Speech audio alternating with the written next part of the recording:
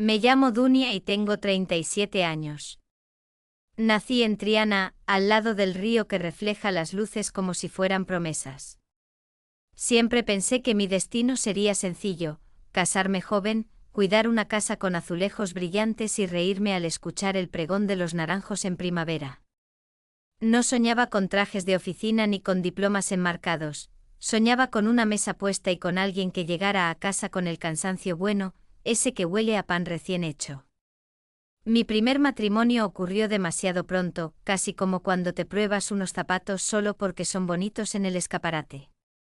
Él se llamaba Hugo, alto, con hombros que parecían puertas abiertas y una sonrisa de feria. La noche de nuestra boda llevé un vestido marfil sencillo y unas sandalias de tacón fino que me hacían sentir adulta, también medias de compresión suave, mi pequeño ritual, porque me gustaba la sensación de abrazo en las piernas, como si el día no pudiera desarmarme. Sobre la piel un perfume de azahar y vainilla que aún hoy, cuando lo huelo en la calle, me levanta recuerdos como cortinas.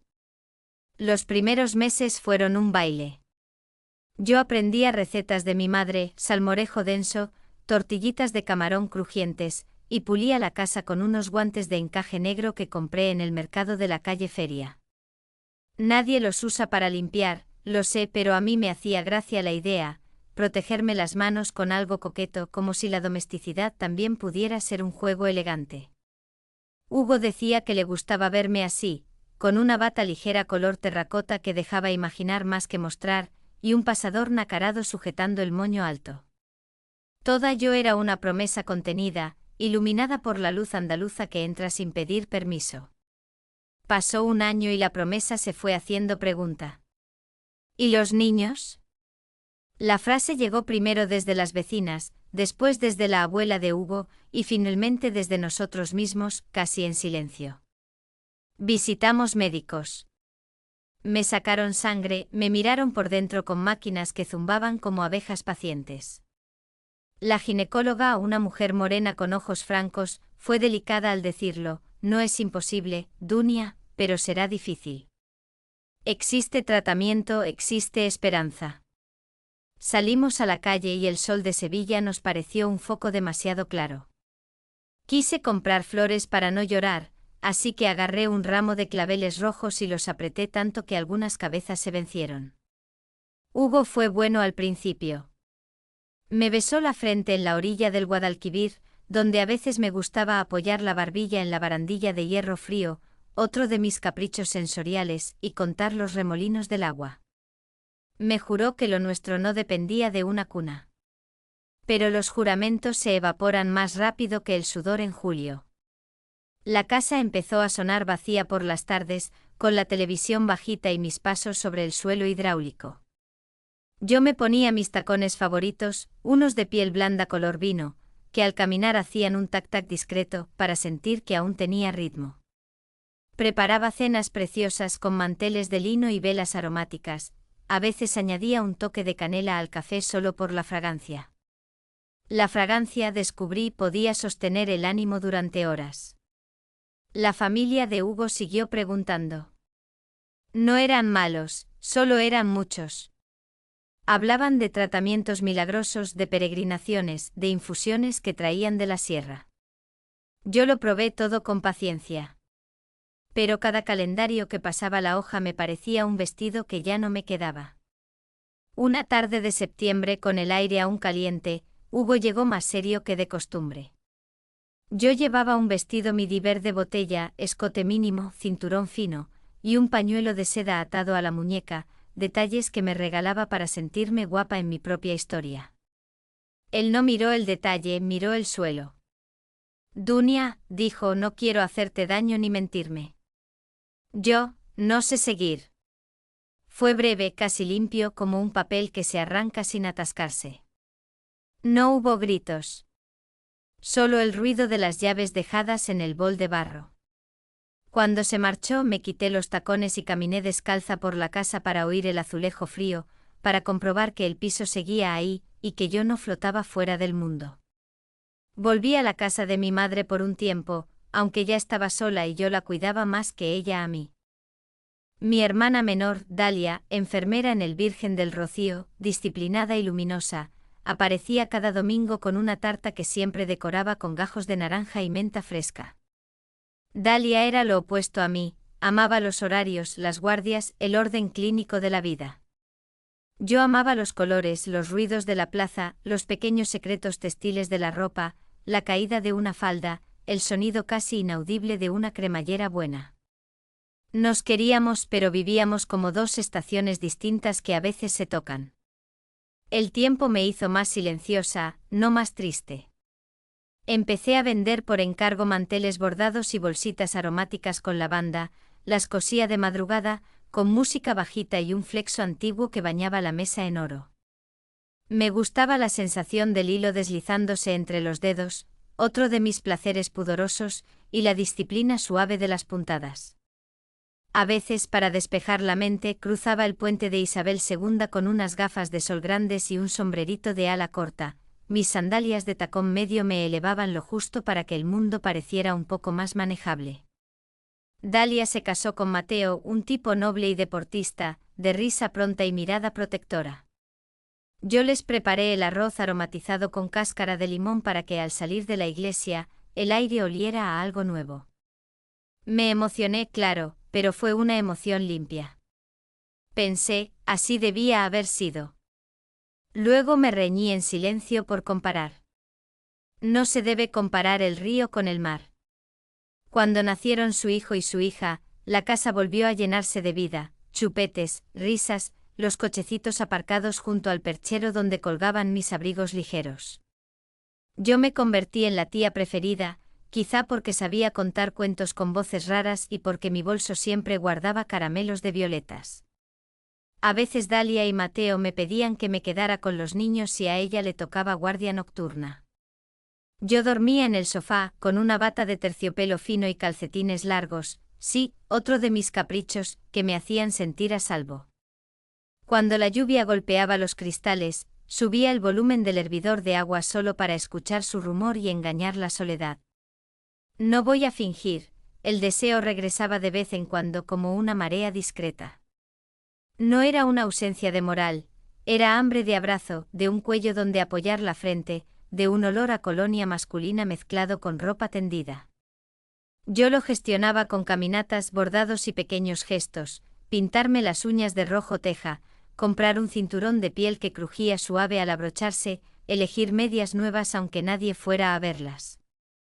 Era mi forma de recordarme que seguía aquí, con cuerpo y voluntad. Una noche, después de una tormenta, Dalia llegó agitada. Dejó la mochila de guardia, se descalzó y se tumbó en el sofá como una soldado que vuelve del frente.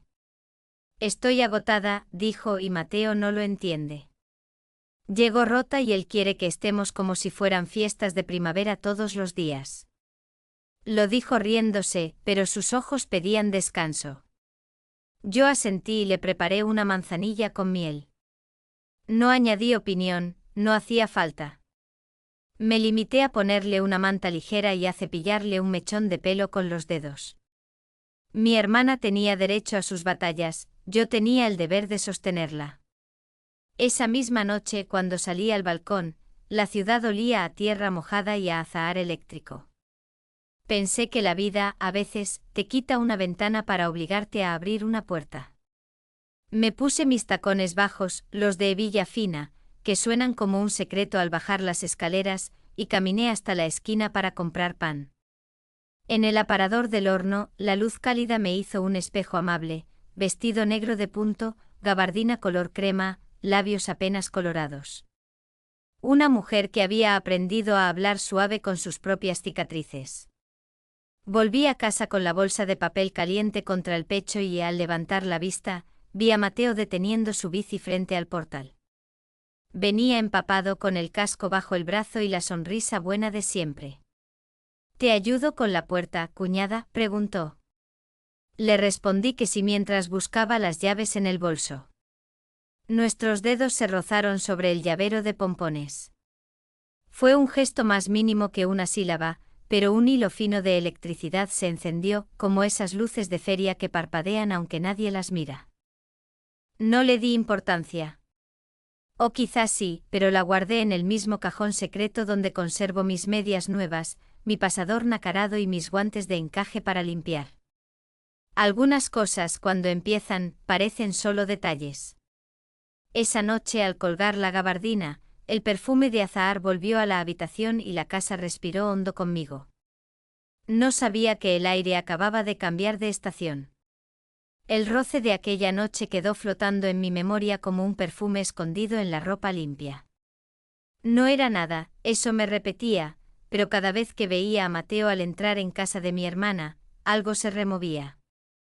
Él seguía siendo el cuñado atento, traía pan recién horneado, cargaba con los niños en brazos, ayudaba a Dalia con las bolsas de la compra. Sin embargo, yo empecé a observar detalles pequeños, la manera en que se pasaba la mano por el cabello mojado tras entrenar, el olor fresco a colonia de cedro que dejaba en el pasillo, la tensión de sus brazos al levantar a su hijo como si fuera un barrilete de feria. Yo misma me sentía culpable por notar esas cosas. Así que trataba de ocuparme en mis costuras, en mis paseos al mercado, en regar las macetas de jazmín que adornaban mi balcón. Me ponía vestidos amplios de lino, sandalias de tacón bajo, y un sombrero de paja adornado con un lazo azul marino. Me decía, no mires lo que no te pertenece, Dunia. Pero en las noches de calor sevillano, cuando me quedaba a cuidar a los niños, mi cuerpo me traicionaba, al sentir el sofá vacío, recordaba cómo era dormirse abrazada. Y ese deseo no tenía a quién pertenecerle. Dalia, sin saberlo, se convirtió en la chispa que encendía aún más mi conflicto. En una de esas conversaciones de hermanas, me confesó entre risas amargas que a veces se sentía agotada y que Mateo no entendía de cansancio. Decía que aunque llegara con los pies destrozados de 12 horas en el hospital, él siempre pedía la misma cercanía, la misma pasión, como si los días no pesaran. Yo la escuchaba en silencio, mientras acariciaba el borde de mi taza de café con las uñas recién pintadas en color burdeos. Por dentro, sin embargo, una parte de mí envidiaba ese problema, que alguien te desee tanto incluso cuando no tienes fuerzas. Aquella noche no dormí. Me puse un camisón ligero de satén color marfil, suave al tacto con un lazo fino en el escote. Caminaba descalza por mi salón, con las persianas entreabiertas dejando pasar la luz naranja de la calle. Cada sombra parecía un secreto. Me recosté en el sillón con una manta de terciopelo suave, cerré los ojos e imaginé. No quise ponerle rostro en voz alta, pero era inevitable, la figura que me abrazaba en la fantasía llevaba el olor de Mateo. Me odié por ello y al mismo tiempo lo necesité como al aire. Pasaron semanas. Dalia cada vez estaba más ocupada con las guardias, y los niños empezaron a pasar más noches en mi casa. Mateo venía a buscarlos tarde, a veces después de dejar la bicicleta, con el cabello aún húmedo de la ducha del gimnasio. Tocaba el timbre y yo bajaba en bata de casa, siempre procurando que fuera bonita, de seda con estampados florales, ceñida con un cinturón ancho que resaltaba mi cintura. Era un gesto tonto, pero me hacía sentir que aún era mujer, no solo hermana ni tía. Una de esas noches, al entrar, Mateo me agradeció por cuidarlos. Me ofreció llevarme en bici alguna vez al mercado, como cuando éramos adolescentes. Su risa llenó la cocina mientras yo guardaba los platos. Y en ese instante sentí que la frontera entre la ternura y la tentación se volvía demasiado fina. Intenté luchar contra ello rezando más, leyendo versos antiguos de poemas andaluces, bordando hasta que las agujas me dejaban marcas rojas en los dedos. Incluso compré medias nuevas de compresión suave, como recordatorio de que mis fetiches y mi mundo íntimo podían ser refugio, no condena. Pero nada sirvió, cada pequeño detalle, cada gesto cotidiano de Mateo, parecía invadir mis noches. Un domingo Dalia me pidió que los acompañara al parque de María Luisa. Ella llevaba a los niños en el carrito, riendo mientras les daba galletas. Yo me quedé un poco atrás con Mateo. Él, con una camiseta blanca ajustada y pantalones vaqueros, caminaba relajado. El sol se filtraba entre los árboles y... Por un segundo nuestras miradas se cruzaron. Fue un segundo apenas, pero la electricidad de aquella primera noche con las llaves volvió multiplicada. No dijimos nada. Pero lo no dicho puede pesar más que las palabras. Al regresar a casa me encerré en mi habitación y me puse un vestido negro ajustado, con tirantes finos y un colgante de plata que reposaba sobre mi pecho. Me miré al espejo y comprendí que la batalla apenas comenzaba. No era contra Mateo. Era contra mí misma. La frontera entre lo permitido y lo prohibido empezó a volverse invisible. Cada día que pasaba, sentía que mi mirada buscaba a Mateo sin querer. Era como un imán silencioso. Y lo peor, él también empezó a darse cuenta. Una tarde de verano, Dalia me pidió que cuidara a los niños porque tenía guardia doble en el hospital. Mateo llegó más tarde de lo normal a recogerlos. Había dejado a los pequeños en casa de su madre para no molestarme, dijo. Pero en cuanto cerré la puerta detrás de él, entendí que no era casualidad. Él me miró con una calma extraña, como si me conociera demasiado. Yo llevaba un vestido de seda color vino con tirantes finos, y unas sandalias doradas de tacón bajo. Mi pelo suelto caía en ondas por los hombros, y un perfume de jazmín llenaba la sala. Sentí su mirada recorriéndome y me temblaron las manos. Gracias por todo lo que haces por nosotros, me dijo con una voz más grave de lo habitual. No es nada, Mateo, sabes que los niños son como míos, contesté, aunque mi tono sonaba más suave de lo que quería. Hubo un silencio largo. Afuera, la ciudad bullía, motos, voces, música lejana. Dentro, solo el ruido de mi respiración. Entonces lo entendí, si yo no daba un paso atrás, lo daría hacia adelante. Y lo di. Me acerqué para ofrecerle una copa de vino. Nuestras manos se rozaron en el cuello de la botella, y ese roce encendió una chispa que llevaba meses gestándose. Su mirada se volvió directa, peligrosa.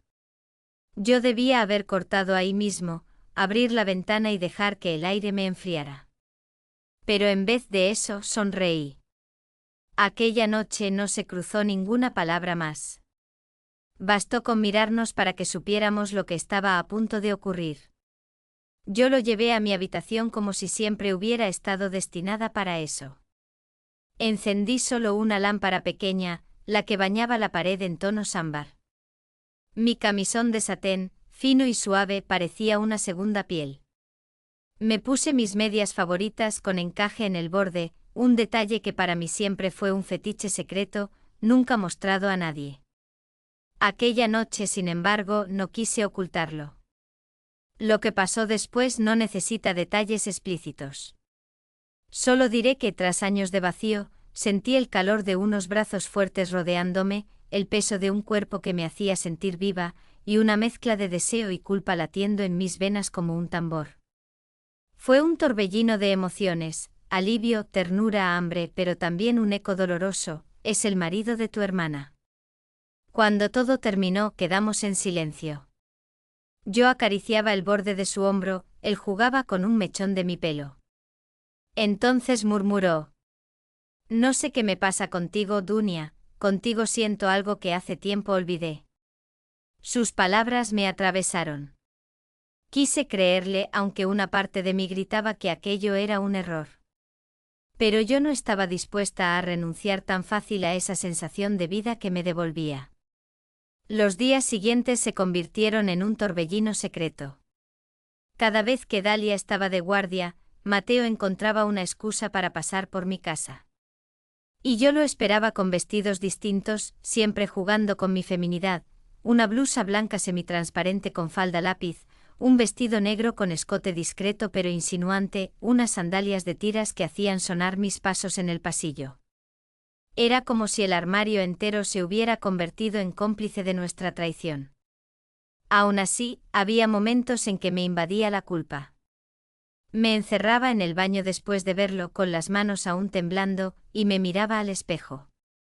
Veía a una mujer con los labios encendidos y los ojos brillantes, pero también veía a una hermana que le debía todo a Dalia. Intentaba rezar, leer un salmo, encender un incienso de mirra. Pero el recuerdo del último abrazo siempre regresaba más fuerte que mis rezos. Una noche, después de todo, Mateo me dijo algo que me dejó helada. Dunia, no quiero seguir ocultando esto. No es justo para ti ni para mí. Yo lo miré con el corazón golpeando en mi pecho. Supe que lo que estaba a punto de proponer cambiaría nuestras vidas para siempre. El día que más temía llegó sin avisar. Dalia apareció en mi casa con los niños un sábado por la tarde. Venía cansada, con la bata del hospital aún puesta y el cabello recogido de cualquier manera. Yo me esforcé en sonreír, en parecer tranquila, aunque el corazón me golpeaba contra el pecho. Se sentó en mi sofá y con esa franqueza que siempre tuvo, empezó a hablarme de Mateo. Está distinto, Dunia. Ya no me busca como antes. No me pide nada y cuando yo quiero parece distraído, ¿tú lo has notado? Sentí un sudor frío recorriéndome la espalda. Fingí sorpresa, fingí ignorancia. Pero dentro de mí algo se quebraba, escucharla dudar de su marido, mientras yo sabía exactamente dónde estaba la pasión que le faltaba. Aquella noche, cuando se marchó, no pude dormir. Me puse un vestido largo de algodón blanco con un escote discreto y un cinturón de cuero fino. Caminé por mi salón encendiendo velas aromáticas, intentando calmarme. Pero cuanto más pensaba en lo que estaba ocurriendo, más me dolía la certeza. Yo estaba robando lo que nunca debí tocar. Sin embargo, al día siguiente, cuando Mateo vino con una excusa cualquiera, no supe decirle que se fuera. Traía una bolsa de pan caliente y unas flores. Me abrazó apenas cerrar la puerta, y toda mi fuerza se derrumbó. Le conté que Dalia sospechaba. Él me miró fijo con esa mezcla de deseo y decisión, y dijo: No me importa. No la quiero ya. Te quiero a ti. No quiero seguir en la mentira. Yo sentí que la tierra se abría bajo mis pies. ¿Qué estás diciendo? Pregunté con la voz rota. Voy a dejarla, Dunia. Quiero estar contigo en serio. Aquellas palabras fueron como un golpe y un alivio al mismo tiempo. Me aferré a su camisa, con lágrimas en los ojos. Una parte de mí gritaba que era injusto, que estaba destruyendo a mi hermana. Otra parte me decía que por fin, alguien me escogía a mí. Pasaron unas semanas en esa incertidumbre. Mateo empezó a dormir más en mi casa que en la suya. Yo preparaba cenas como si ya fuéramos pareja oficial, velas, vino, manteles bordados. Me ponía vestidos elegantes, uno verde esmeralda con encaje, otro rojo con tirantes finos, solo para cenar en mi propio comedor. Era mi manera de decirme, esto ya es real. Hasta que un día Mateo cumplió lo que había dicho. Dejó a Dalia. Le dijo que no era feliz, que no quería seguir. No le confesó mi existencia, al menos no todavía. Pero la herida estaba hecha. Dalia vino a mi casa llorando, buscando consuelo. Y ahí fue donde mi pecado alcanzó su punto más cruel, mi hermana, abrazada a mí, llorando por el hombre que yo tenía en mi cama. Yo le acariciaba el cabello, mordiéndome los labios para no gritarle la verdad. Sentí que me partía en dos, la hermana y la amante. Esa misma semana, Mateo me pidió que nos casáramos. Que hiciéramos las cosas bien. Y yo, contra todo sentido, acepté. El corazón pudo más que la razón. Pero cuando por fin lo hicimos, cuando un notario selló aquel papel que nos unía, la realidad se volvió insoportable. Dalia dejó de hablarme. No respondía llamadas ni mensajes. Cuando intentaba acercarme, me cerraba la puerta en la cara. Mis sobrinos, aquellos niños que eran mi vida, desaparecieron de mi mundo. Y aunque dormía cada noche junto a Mateo con su calor en mi cama, me sentía más sola que nunca. Al principio pensé que con el tiempo todo sanaría. Que Dalia acabaría comprendiendo, que la sangre que nos unía pesaría más que la traición. Pero pasaban los meses y el silencio era absoluto. No respondía mis mensajes, no abría mis llamadas. Mis sobrinos ya no venían a mi casa, sus risas, que antes llenaban mis habitaciones, ahora eran un eco lejano. Yo intentaba convencerme de que había hecho lo correcto. Mateo y yo estábamos juntos en el papel, dormíamos bajo el mismo techo. Cada mañana me despertaba a su lado y me decía que era suficiente. Pero en realidad sentía un vacío que no lograba llenar ni con los abrazos más largos ni con los besos más intensos. Porque lo que había perdido era más grande que lo que había ganado, había perdido a mi hermana, mi única familia. Una tarde de invierno, mientras servía café en tazas de porcelana azul, le confesé a Mateo lo que me estaba matando. No puedo más. No puedo vivir con la idea de que Dalia me odia. Quiero que vuelvas con ella. Él soltó la taza con brusquedad, mirándome como si hubiera dicho una locura. ¿Qué estás diciendo, Dunia? ¿Quieres que te deje? Quiero que la vida vuelva a tener sentido. Y sola no puedo recuperarlo, le respondí con lágrimas. Mateo se levantó, dio vueltas por la sala, con ese gesto tenso de deportista que busca aire. Y entonces dijo algo que me dejó helada. No voy a volver con ella. Si tú no quieres estar conmigo, tampoco estaré con ella. Me quedaré solo. Pero contigo o con nadie. Sus palabras no eran un consuelo. Eran una sentencia. Y a partir de ahí empezó a cambiar. Mateo se volvió distante, dejaba de venir algunas noches y cuando le llamaba, no contestaba. Una vez incluso su madre me dijo por teléfono, lo que habéis hecho os perseguirá. Mi hijo no es juguete de dos hermanas. Sentí una punzada de vergüenza y de rabia. Las semanas siguientes fueron un calvario. Yo ya no era ni la esposa feliz ni la hermana querida. Me descubrí caminando por las calles de Sevilla como un fantasma, con vestidos elegantes, labios pintados, tacones que resonaban en la acera, y aún así invisible, sin rumbo. Me aferraba a pequeños rituales, perfumarme con azahar antes de dormir, ponerme medias nuevas los domingos, encender velas en la penumbra. Gestos para sentirme viva, aunque por dentro me consumiera. Y llegó el golpe final. Un día, sin previo aviso, recibí un sobre en mi buzón. Dentro estaba la notificación de divorcio. Mateo me había dejado. Ninguna explicación, solo un papel frío.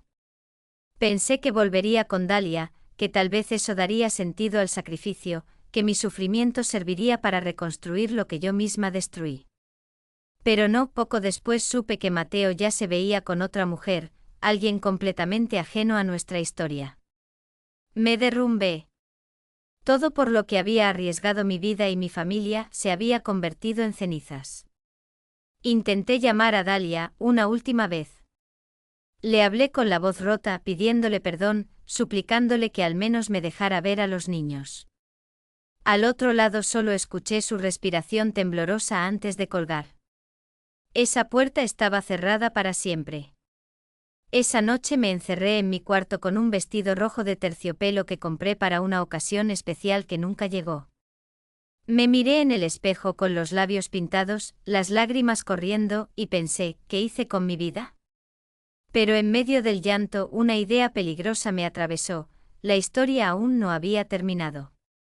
Porque yo conocía demasiado bien a Mateo, sabía que un hombre como él no desaparece sin dejar sombras. Y esas sombras, tarde o temprano, volverían a cruzar mi camino. Apagué la luz, me acosté con los tacones aún puestos, un gesto absurdo, pero que me daba la sensación de tener control sobre algo, y me prometí que, aunque estuviera rota, la historia de Dunia no acabaría así. El silencio de la noche fue la única respuesta.